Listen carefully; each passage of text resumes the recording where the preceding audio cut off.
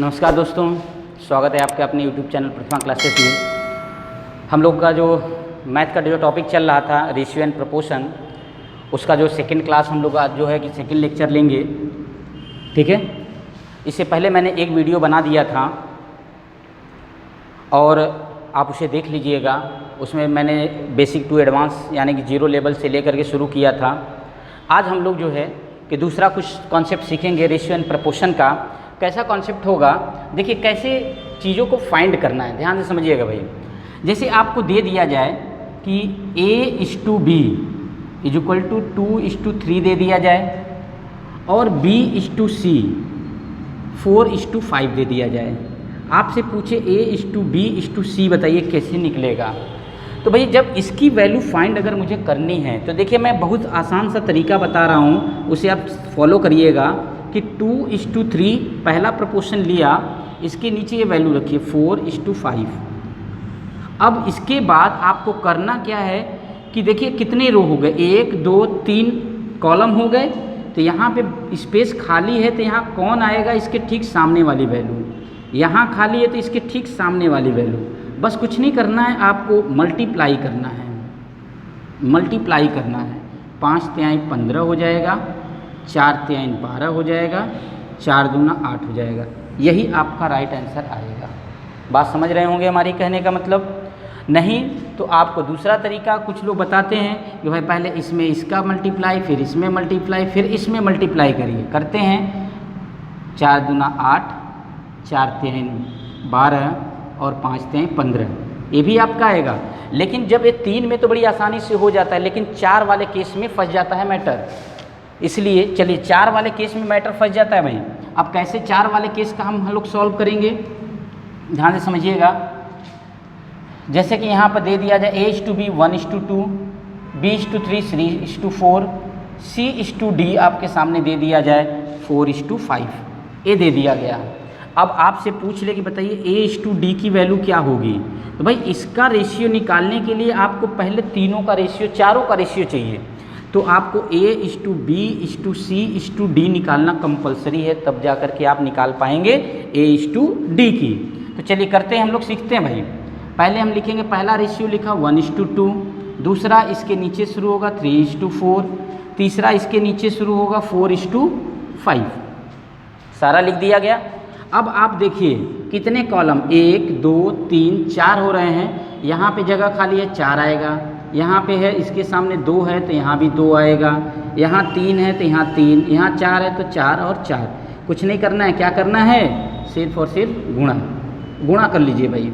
4 दूना 8, 8 पंजे 40, 4 दूना 8, 8 चौके 32, 3 दूना 6, 6 चौके 24, 3 एकम्मा 3, 3 चौके 12। ये आपका आ गया सब में रिलेशन इसका। अब आपसे पूछ रहा है A और D में, तो A की वैल्यू कितनी है 12 और D की, यहाँ आपसे A/D पूछे। A की वैल्यू कितनी है भाई 12 और D की वैल्यू कितनी है यहाँ पर 40। ठीक है, 4 से काट दीजिए, 4 3 12, 4 दहा में 40, 3:10 का रेशियो आएगा। ये आप निकालना सीख लीजिए, अदरवाइज जो रेशियो और प्रोपोर्शन के इतने सारे क्वेश्चन आपके सामने बन के आएंगे कि आपको ये हर हाल में फाइंड करना ही पड़ेगा। चलिए आइए हम लोग टॉपिक पे चलते हैं, क्वेश्चन करते हैं। क्वेश्चन पे ध्यान देते हैं, जो एग्ज़ाम में पूछे गए सवाल हैं उस पर चलते हैं। देखिए भाई एग्ज़ाम में जो पूछा गया सवाल है, जो अगले टाइप का क्वेश्चन हम करा रहे हैं, इसमें देखिए एग्ज़ाम में पूछा गया FCI 2012 में क्वेश्चन दिया गया भाई A/B इज इक्वल टू 2:3 और B/C दे रखा है 6:11। करा A/B/C बताइए क्वेश्चन मार्क क्या होगा।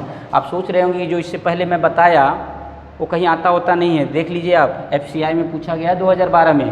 तो आपको करना क्या है, 2 3 और दूसरा वाला लेंगे 6 और 1।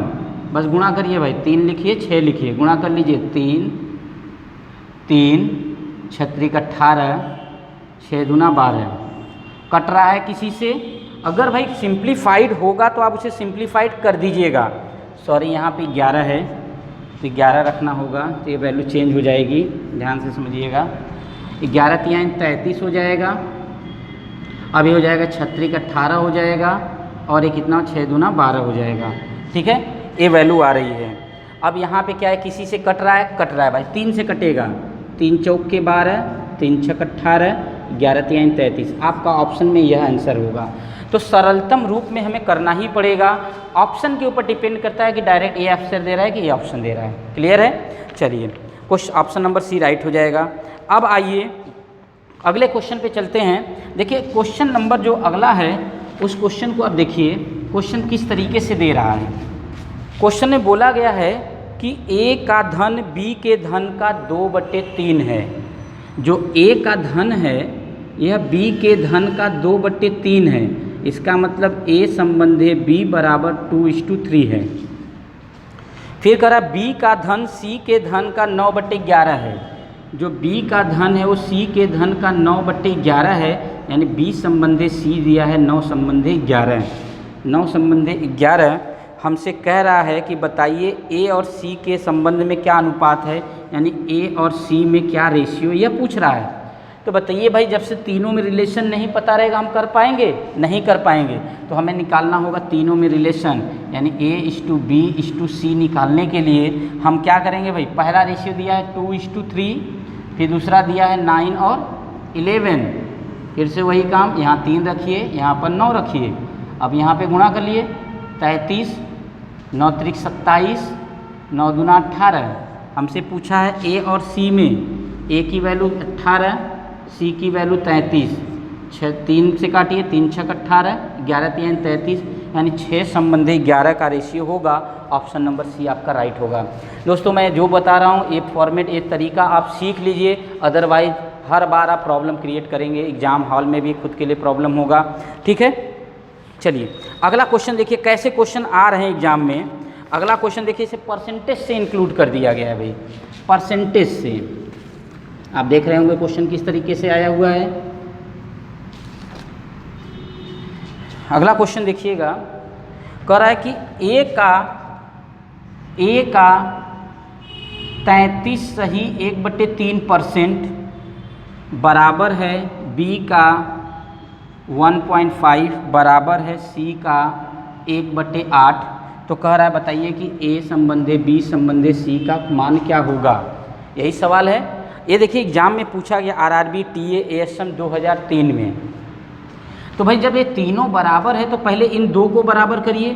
33 सही 1/3% का मतलब होता है 1/3। बात समझ में आ रही है? 1/3 क्लियर है, क्योंकि इसको जब रेशियो में बदलते हैं तो यही आता है। 33 तिहाई 99, 100 हो जाएगा, 100/3, और यहाँ पे बट्टे कितना आ जाएगा 100, ये 100 कट जाएगा, 1/3 बच जाता है। ठीक, तो यहाँ मैं ए का 1/3 लिख सकता हूँ, और बी का यहाँ पे क्या 1.5 है ना, ये 3/2 लिखा है, बराबर सी का 1/8 तो ये है। अब बताइए कि यहाँ से जो हमें तीनों में रिलेशन निकालना है, तो भाई रिलेशन कैसे निकालेंगे? पहले आप देखिए ए संबंधी बी कितना है। अगर ए संबंधी बी निकालना है तो 3 त्रिक का 9 हो जाएगा, बी को नीचे लाइए तो 9:2 कितना हो जाएगा 2। अब मैं बी और सी में रिलेशन दिखाना है, बी और सी में, तो बी संबंधी सी, देखिए इन दोनों में रिलेशन दिखाना है। तो यहाँ से आप इसका इधर गुणा करिए, इसका इधर करिए, 2 से कट रहा है तो यहाँ 2 से कैंसिल भी कर दीजिए, 4 हो जाएगा, 4 3 12 हो जाएगा, यानी कि आ जाएगा एक संबंधी कितना आ जाएगा 12।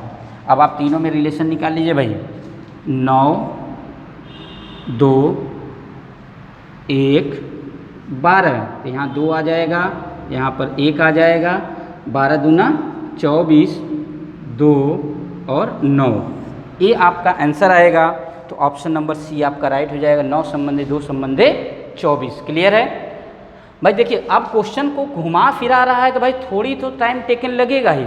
अब सोचिए डायरेक्टली हम कोई वैल्यू निकाल लें तो संभव नहीं है, आप स्टेप बाय स्टेप चलिए भाई, आपका आंसर आएगा। चलिए देखिए अगला क्वेश्चन जैसे दे रखा है, क्वेश्चन नंबर नेक्स्ट देखिए।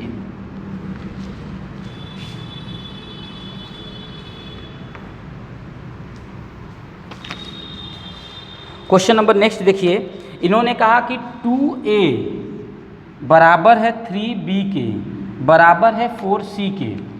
तो कह रहा है हमसे कि बताइए ए बी सी में, ए संबंधी बी संबंधी सी में क्या रिलेशन होगा। यह क्वेश्चन देख रहे हैं RRB ASM 2004 में।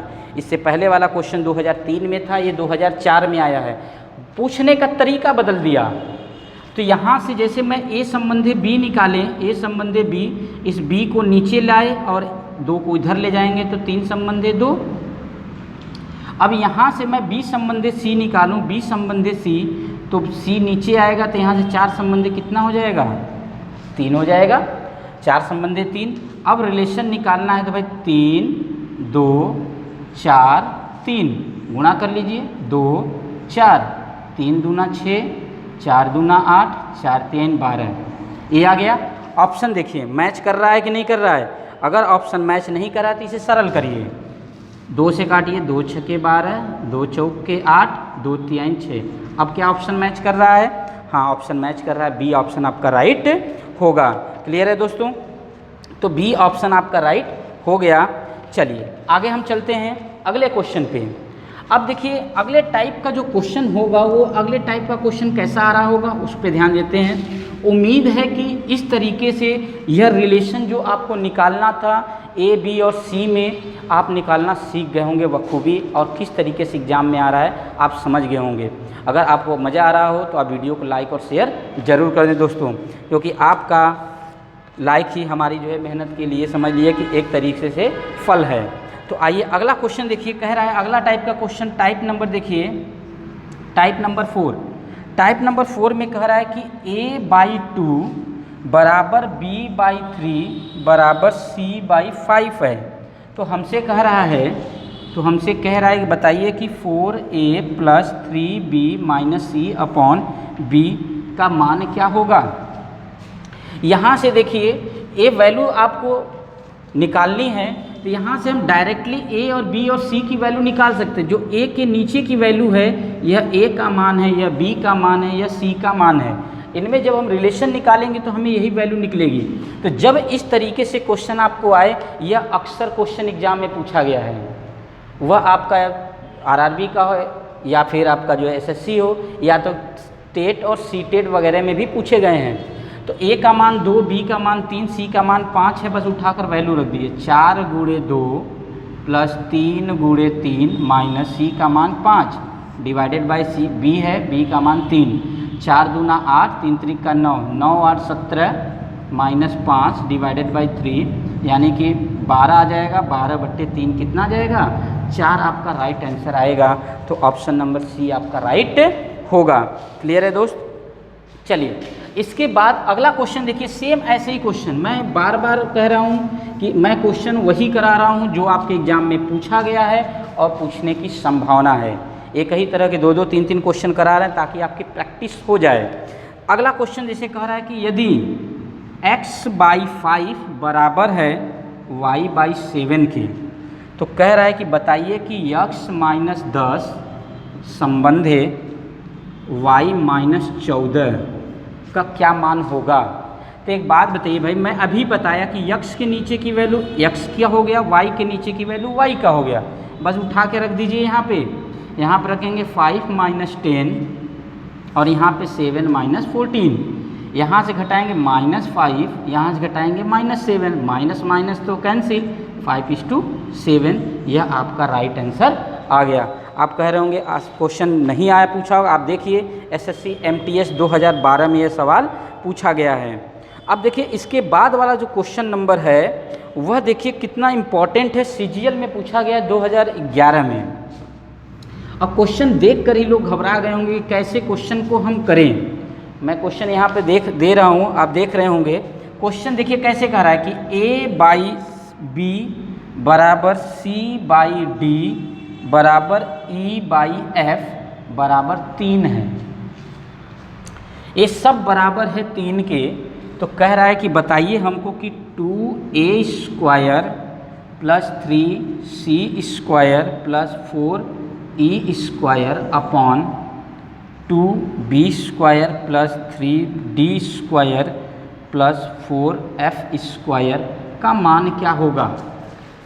सवाल दे रखा है इतना इक्वल टू इतना, इतने का मान क्या होगा। अब सोचिए ज़रा कि इसकी वैल्यू हम कैसे निकालें।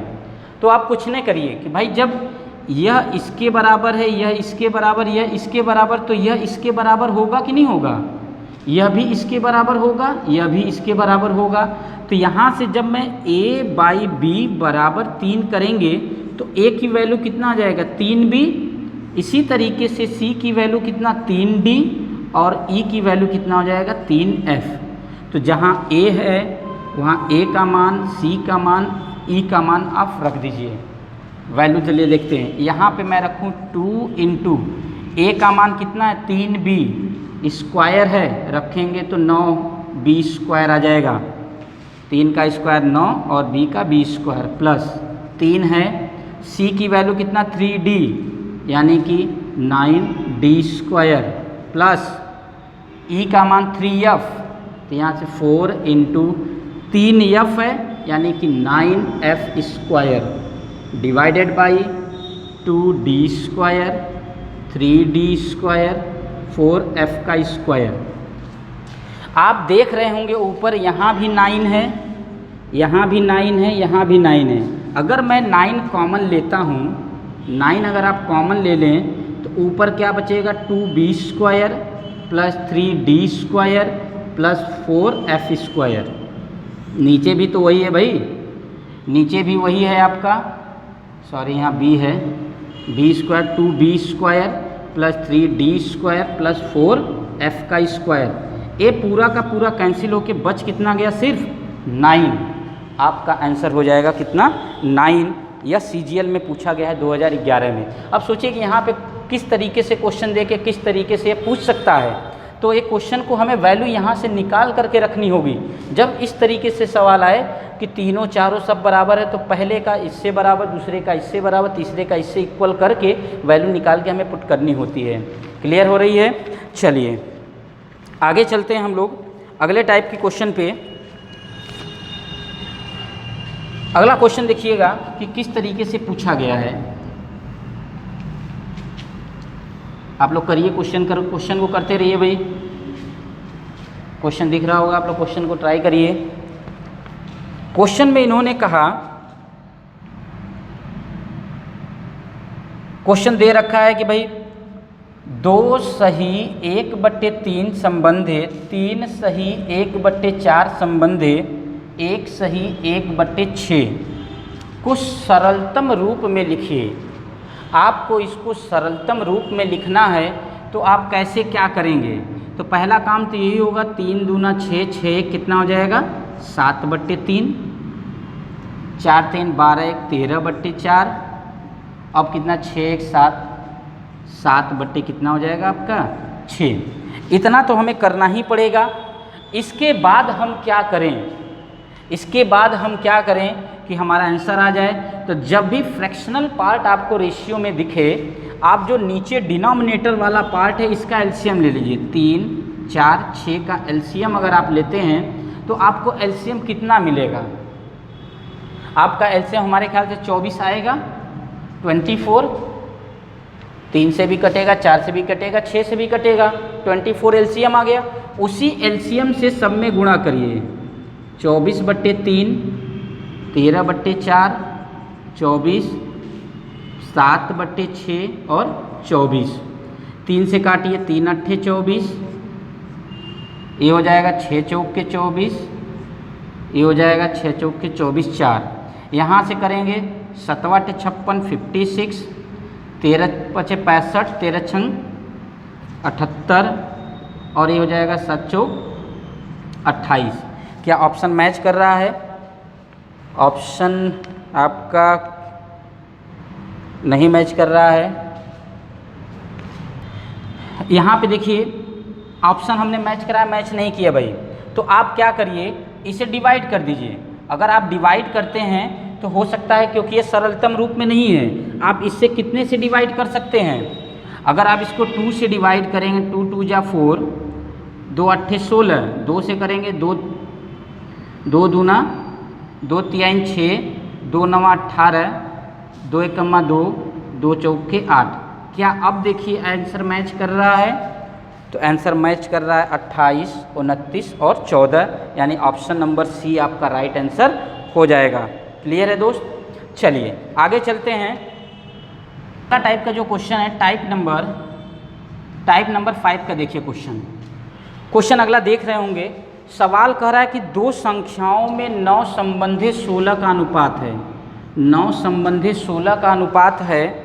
यदि प्रत्येक संख्या में 15 की वृद्धि हो जाए तो बताइए कि अनुपात 2 संबंधित 3 हो जाता है। तो संख्याएं बताइए कौन कौन सी संख्या होगी। यह SSC CAPF SI में 2012 में पूछा गया है। तो भाई जब इस तरीका होगा तो मेरे पास 2 मेथड हैं। पहला मेथड मैं आपको बेसिक बता दूं कि जो फर्स्ट नंबर है मैं इसे ले लूँगा 9x, सेकेंड नंबर हमारा हो जाए कितना 16x, ठीक है। अब प्रश्न कहता है कि इसमें हमने कर दिया 15 की वृद्धि और इसमें कर दिया हमने 16 की वृद्धि। अगर ऐसा करते हैं तो हमारा जो रेशियो होता है वह कितना हो जाता है हमारा 2 संबंधित 3। 2 संबंधित 3 मतलब 2/3। क्रॉस मल्टीप्लाई करिए कितना आ जाएगा 9 त्रिक 27x, 15 तियाँ 45, 16 दूना 32x और यहाँ पे 15 दूना 30, ये हो जाएगा। अब यहाँ से जब हम इसको इधर लाएंगे तो यहाँ से क्या मिल रहा है भाई, ये 15 तियाँ 45 है, ठीक, 15 तियाँ 45। जब इसको इधर लाएंगे तो -5x बराबर, इसको इधर ले आएंगे तो -15, कैंसिल कर दिया जाए तो x की वैल्यू कितना आ जाएगी 3। ये जो x की वैल्यू आई यहाँ पे हम लोग रख दें। जब इसके साथ रखेंगे तो 9 गुणे 3 यानी 27 और इसके साथ रखेंगे 16 गुणे 3 कितना 16 तियाँ 48 यानी कि 27 और 48 आंसर आपका आएगा। अब भाई दूसरा तरीका क्या है, हम इस मेथड को फॉलो करेंगे क्योंकि हम ये कई जगह अप्लाई करेंगे। रेशियो कितना दिया है 9:16। अगला रेशियो कितना दिया था 2 संबंधित 3। हम क्या करेंगे कि इनके बीच का जो डिफरेंस है वह सेम करेंगे। क्या इनके बीच कितने का डिफरेंस आ रहा है 7 का और इनके बीच कितने का डिफरेंस आ रहा है 13 का। यह अंतर बराबर नहीं है तो हम इस डिफरेंस को बराबर करेंगे। बराबर करने का तरीका क्या होता है कि इनके बीच का डिफरेंस, इनके बीच में कितने का डिफरेंस आएगा भाई 7 का और इनके बीच का डिफरेंस कितने का आएगा 1 का। इस डिफरेंस से इन दोनों में गुणा करिए, 1 का करेंगे तो कोई फ़र्क नहीं पड़ेगा, यहाँ करेंगे तो कितना आ जाएगा 14 और इसमें करेंगे तो कितना आ जाएगा 21। अब बताइए कि इनके बीच का डिफरेंस कितना आया 5 आ गया और इनके बीच का डिफरेंस कितना आ गया 5 आ गया। क्लियर है। अब यही जो डिफरेंस है वो संख्या के डिफरेंस के बराबर होता है। 5 की वैल्यू 15, जो इंक्रीमेंट मैं कर रहा था इसमें भी और इसमें भी जो इंक्रीमेंट कर रहे थे वही इस अंतर के बराबर होगा। तो 1 की वैल्यू कितनी आ जाएगी 3, जो 3 यहाँ पर आया था। अब हमसे पहली संख्या पूछ रहा है तो पहली संख्या 9 है तो 9 की वैल्यू कितनी हो जाएगी 27 और 16 की वैल्यू कितनी हो जाएगी 48। यही हमारा आंसर आएगा। क्लियर है। तो ये हमने 2 तरीका आपको बता दिया, आपको जो पसंद हो आप उससे करिए। इसी टाइप के एक अगला क्वेश्चन मैं लेकर के आया हूँ। क्वेश्चन अगला देखिएगा। क्वेश्चन कह रहा है, आप क्वेश्चन पढ़िए भाई।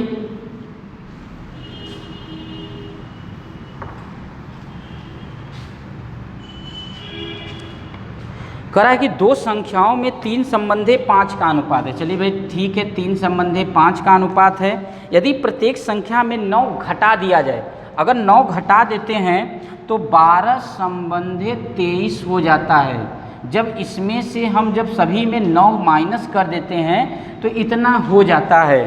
तो पहला तरीका तो भाई यही करते हैं हम। मेथड 1 में मैं क्या करता 3x - 9 अपॉन 5x - 9 बराबर 12/23 में कर देता, मेरा आंसर आता। क्रॉस मल्टीप्लाई करके x की वैल्यू निकाल लेते हैं।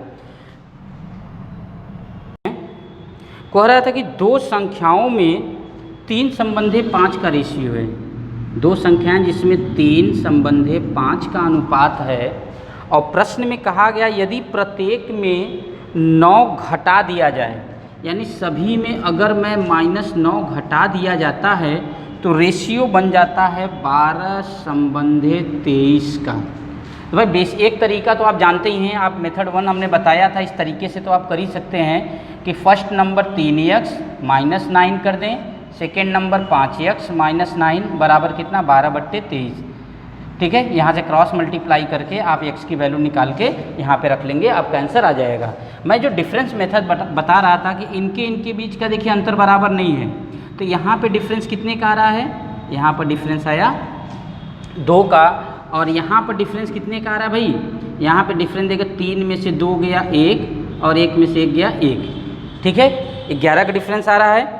अब यहाँ पर जो डिफरेंस आ रहा है, हमने बताया था कि इस डिफरेंस से इसमें मल्टीप्लाई करेंगे और इसके डिफरेंस से इसमें मल्टीप्लाई करेंगे। तो जब इस डिफरेंस से इसमें करेंगे तो 11 तिहाई कितना हो जाएगा 33, 11 पच्चे कितना हो जाएगा 55, इससे करेंगे तो 12 दूना कितना हो जाएगा 24, 23 दूना कितना हो जाएगा 46। अब मुझे इस रेशियो से कोई लेना देना नहीं है। अब यहाँ पे डिफरेंस निकालिए, देखिए इनके बीच का डिफरेंस कितना आ गया 9, इनके बीच का डिफरेंस कितना आ गया 9 आया। यही अंतर, यही डिफरेंस दिए गए डिफरेंस के बराबर है। कितने डिफरेंस था 9, तो 1 का वैल्यू कितना आ जाएगा 1। तो हमसे पूछा क्या है भाई, देखिए प्रश्न में पूछा कि छोटी संख्या, जो रेशियो छोटा होगा वही छोटी संख्या होगी। अब यह रेशियो लेंगे, इससे कोई लेना देना नहीं है हमको। ये कितना है 33, तो 33 की वैल्यू पूछ लिया जाए तो कितना आ जाएगा 33। क्लियर है। चलिए अब एक और क्वेश्चन देखते हैं। क्वेश्चन नंबर देखिए अगला, क्वेश्चन नंबर अगला देखिए। क्वेश्चन में बोला गया है, बहुत ही अच्छा क्वेश्चन है। यह क्वेश्चन कह रहा है कि 17 संबंधी 19 के प्रत्येक पद में से क्या घटा दिया जाए कि 5 संबंधी 7 हो जाए। पहले आपका रेशियो दिया है कि 17 संबंधी 19 के प्रत्येक पद में से क्या घटा दिया जाए, सब में से क्या घटा दिया जाए कि रेशियो कह रहा है 5 संबंधी 7 हो जाए।